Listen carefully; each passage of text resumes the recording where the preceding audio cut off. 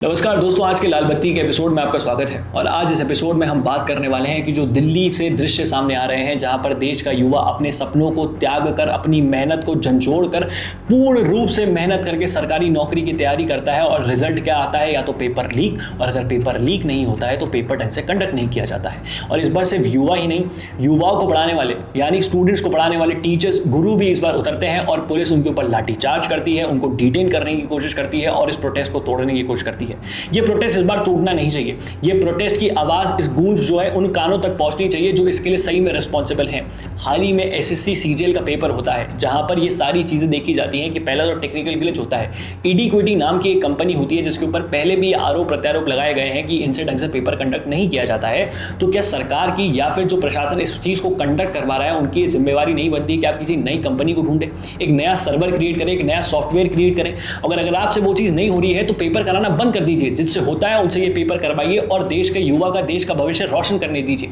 जब अगर कोई व्यक्ति, जब कोई स्टूडेंट होता है, जब कोई स्टूडेंट है, एस्पिरेंट है, वो किसी सेंटर पर 1 मिनट 2 मिनट की देरी से जाता है, गेट बंद हो जाते हैं। जब प्रशासन क्या कहता है कि आपको समय पर आना चाहिए था, जब वो स्टूडेंट समय पर आ जाता है तो आपसे पेपर कंडक्ट नहीं किया जाता। तो इसमें गलती किसकी है? स्टूडेंट की, जिसने इतने सालों तक मेहनत करी और उसके बाद उसका रिजल्ट क्या निकलता है? पेपर ढंग से कंडक्ट ही नहीं होता है। बच्चे ऑटोमेटिकली पेपर करते करते लॉग आउट हो गए। उसमें बच्चों की तो कोई गलती है नहीं, उस सर्वर की गलती है, सर्वर को रन करने वाली कंपनी की गलती है, प्रशासन की गलती है जिन्होंने उस कंपनी को अपॉइंट करा। उसके बाद बहुत सी चीजें देखी गई कि कुछ सेंटर्स के ऊपर जो है झड़प हो गई, कुछ सेंटर्स के ऊपर जो है एडमिनिस्ट्रेशन ढंग से काम नहीं कर रहा था। इन सभी चीजों को मद्देनजर रखते हुए जो है गुरु इस बार उतरते हैं रोड के ऊपर और इस बार स्टूडेंट्स के साथ प्रोटेस्ट करना शुरू करते हैं, जो इस चीज को दर्शाता है कि जो गुरु शिष्य का जो एक मेल होता है, जहां पर उसको ये चीज बताई जाती है कि अपने हकों के लिए लड़ो। अगर कोई व्यक्ति, एसएससी का पेपर किसके लिए होता है? स्टाफ सिलेक्शन कमेटी, मतलब जो मिनिस्ट्री, जो गवर्नमेंट ऑफिस होते हैं, वहां पर जो व्यक्ति काम करेगा, उसका स्टाफ, उसको सिलेक्ट कर लेना, यही एसएससी का काम होता है। अगर आप अपने स्टाफ को ही ढंग से सिलेक्ट नहीं कर पा रहे हैं, अगर आप उसका पेपर ही ढंग से सिलेक्ट नहीं कर पा रहे हैं, तो हम कहां विकसित भारत के सामने देखने लगे हैं? हम कौन सा विकसित भारत देखना चाहते हैं? और ये एसएससी के अंदर ये कहानी नहीं है। हमने स्टेट्स के अंदर भी पेपर लीक होते हुए देखे हैं, सेंटर के अंदर भी पेपर लीक होते हुए देखे हैं। यूपीएससी को छोड़ के कोई भी ऑर्गेनाइजेशन इस देश के अंदर ढंग से पेपर कंडक्ट नहीं करवा पा रही है।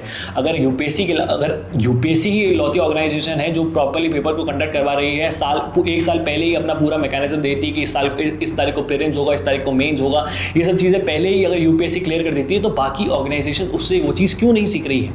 और अगर ये चीज़ नहीं हो रही है तो इसके ऊपर सबसे पहले संज्ञान में बात होनी चाहिए। अगर देश का भविष्य जो मेहनत करके सरकारी नौकरी की तैयारी कर रहा है, अगर वो ही पीड़ित है, अगर उसको ही रोड पर उतरना पड़ रहा है, अगर उसको ही चीखना चिल्लाना पड़ रहा है, बताना पड़ रहा है कि मेरी आवाज़ को सुन लीजिए, तो हम कैसे विकसित भारत की तैयारी कर रहे हैं? अगर आज भी हम इसी सपने के अंदर, इसी डिलुलू के अंदर, जो जेंजी भाषा के अंदर डिलुलू होता है ना, उस डिलुलू के अंदर जी रहे हैं कि नहीं सब बढ़िया है, सब कुछ ठीक हो रहा है, कोई दिक्कत की बात नहीं है, तो ये प्रोटेस्ट इस चीज़ को दर्शा देता है कि हाँ, कुछ भी सही नहीं हो रहा है।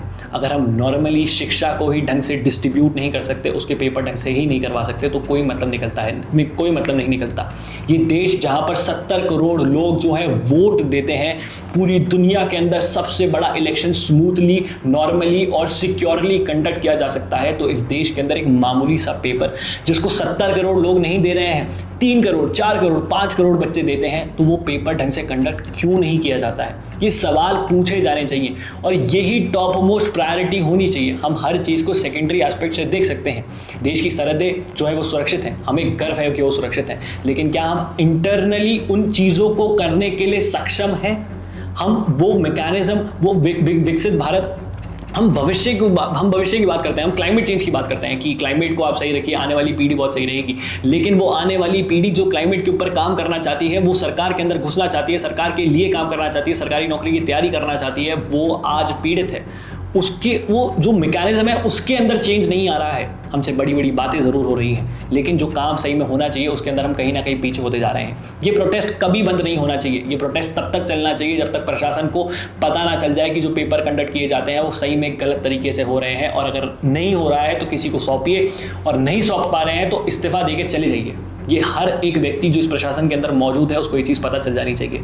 ये पेपर, ये युवा, ये जो प्रोटेस्ट है ये नहीं रुकना चाहिए और पूरा समर्थन, पूर्ण समर्थन मेरी तरफ से तो ये पूर्ण समर्थन इस प्रोटेस्ट को मिलता है और जितना जल्दी हो सके प्रशासन को इसके ऊपर काम करना चाहिए और जो दिल्ली के अंदर जो दृश्य सामने आ रहे हैं वो वापस से कभी देखने को ना मिले। सिर्फ दिल्ली ही नहीं, इस देश के किसी भी राज्य से जहाँ पर सरकारी नौकरी की तैयारी करते हुए बच्चे जाते हैं और उनको हताशा होती है, वो निराश होकर वापस आते हैं क्योंकि प्रशासन ढंग से काम नहीं कर पाता, उनकी मेहनत का फल उनको ढंग से नहीं मिल पाता। बाकी आप लोगों की इसके ऊपर क्या राय है नीचे कमेंट बॉक्स में लिख के जो बताइएगा। इस वीडियो को शेयर करें, ज़्यादा लोगों तक पहुँचाएं। जय हिंद, जय भारत, भारत माता की जय। और हाँ, पानी बचाएं।